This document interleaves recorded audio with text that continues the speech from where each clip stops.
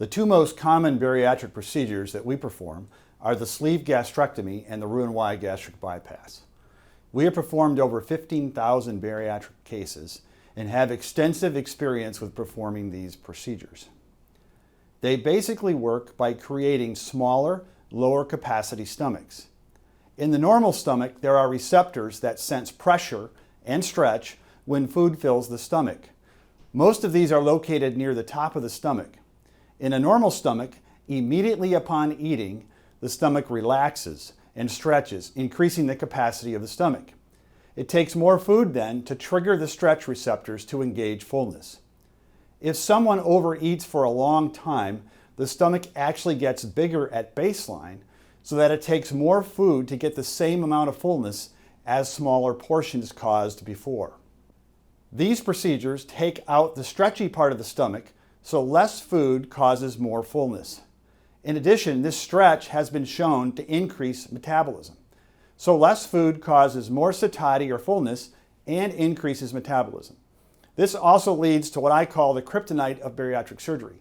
Liquids with calories pass through the stomach rapidly and do not initiate as much fullness or as much of a metabolism boost.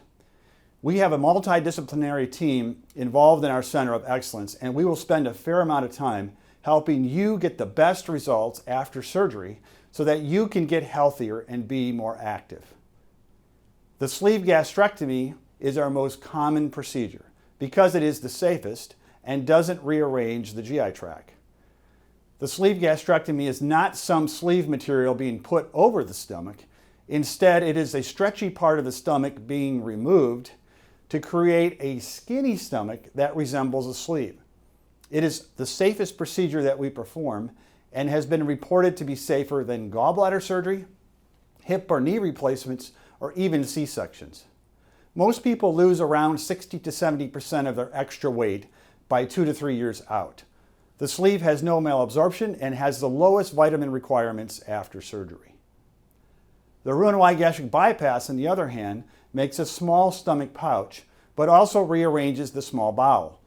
This can be beneficial in some instances, but also introduces potential issues related to the bowel rearrangement. Malabsorption, vitamin deficiencies, ulcers and bowel obstructions, along with dumping syndrome, are a risk in the RNY gastric bypass. Also, the rearrangement can make it difficult to get to some parts of the GI tract.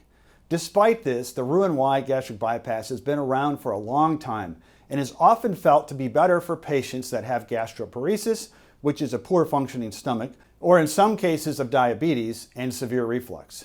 It is important for us to engage with you in carefully reviewing your medical history and discussing the pros and cons of the different surgeries to determine which is the best procedure for you.